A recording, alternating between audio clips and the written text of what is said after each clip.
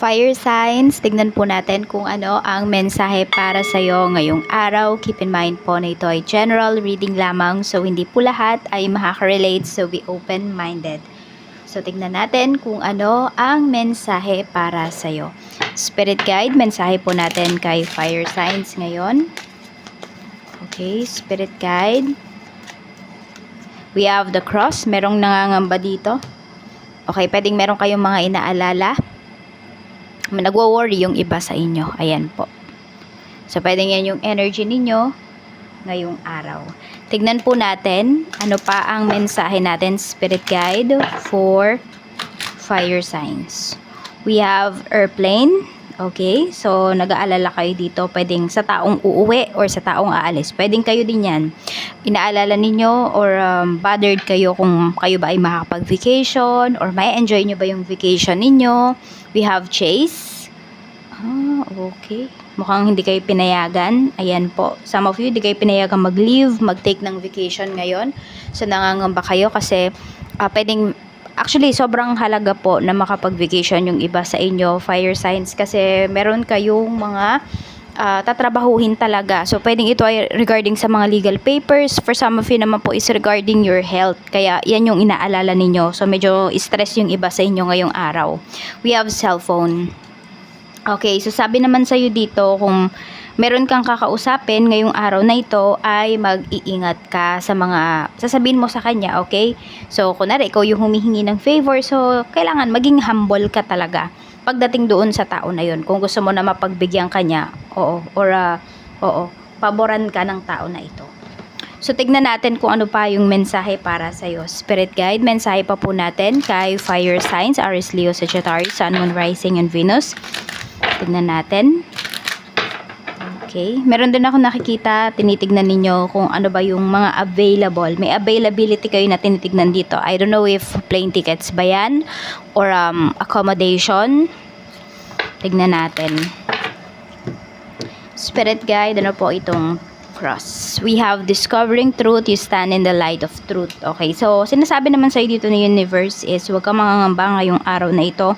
Fire signs kasi dahil totoo naman yung alam mo, totoo yung mga sinasabi mo. So, nothing to worry. Ayan, tsaka hindi mo rin kailangan kabisaduhin yung mga sasabihin mo towards sa isang tao. Kasi nga, yung katotohanan yung sinasabi mo dito. We have airplane naman. We have desert passage. Trust there's a divine plan. Okay, so kung may delays man ngayon sa pag-travel ninyo or meron namang hindi natuloy na travel dito or pwede nga po na may travel kayo tapos parang kayo na lang mag-isa. Yung tipong ganyan, nagplano kayo, madami kayo nagplano, pero ngayon, iilan na lang kayo or pwede nga na ikaw na lang mag-isa yung nandito. I-push mo na yan, okay? Pero kung sabihin natin, mga aberya yung nangyayari, simula pa lang nung pag-aayos nyo ng mga papeles na yan, pag-aayos ninyo ng mga pag-travel na yan, huwag nyo nang ituloy. Ibig sabihin, sign po yan, divine na intervention yan para sa inyo. We have fogged in, go slow, take time. Ayan. So, sinasabi naman dito is huwag kang magmadali, di ba? You should accept muna kung ano ba yung nangyayari sa life mo ngayon. Di ba? Bago mo siya i-chase. Yung parang huwag kang habol lang habol, huwag kang magmamadali. Fire signs kasi mamaya, di ba? Hindi mo naman pala alam kung ano ba yung hinahabol mo. Mamaya nakikihabol ka lang pala dito. Alam mo yung nakiki-drive ka lang doon sa isang sitwasyon. Ayan po, kailangan alam mo din talaga yung mga pinapasok mo na sitwasyon. What is cellphone? We have surrendering to the journey, to the journey, tama. Release control. Okay. So, yan, sabi natin once na nag-message ka na sa isang tao, nasa sa kanya na yon kung magre-reply ba siya or hindi, kung sasagutin niya ba yung text mo or hindi.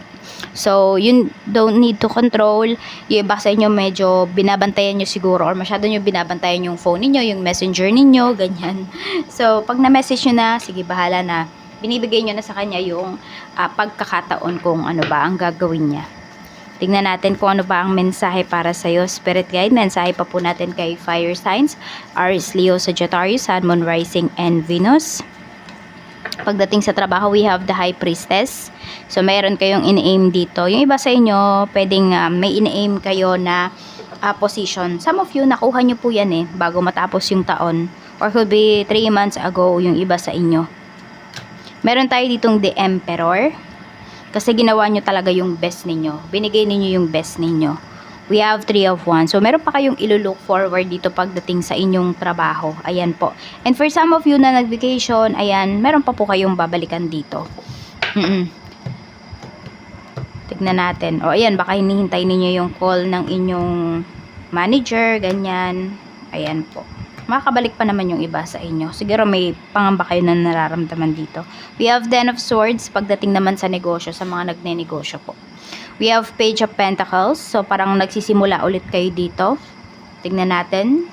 We have the Lovers. So, okay. Piliin nyo po yung inyong mga kapartner pagdating sa negosyo. Okay, or siguro sabihin natin kung meron kayong relationship, fire signs, piliin nyo din talaga yung tao na makakarelasyon ninyo kasi pwedeng yan din po yung makatulong sa inyo pagdating sa inyong negosyo. Actually, iba sa inyo nakikita ko dito, parang nagsisimula pa nga lang kayo. Or pwede po na may bago kayong sinimulan dito. Oo. Pwedeng sabihin natin na hindi nag-workout yung dating business po ninyo, kaya ito, bago na naman. So, nakikita ko naman sa iyo dito na paganda naman po, paganda yung iyong sales. Kaya huwag kayong matatakot dito na magsimula ulit. Ayan, tignan natin. So, ayusin nyo din yung mga dapat ayusin kapag nagbi-business. Ayan, mga legal papers. Para wala kayong maging problema dito. Diba? In the long run. Tignan natin pagdating sa kaperahan.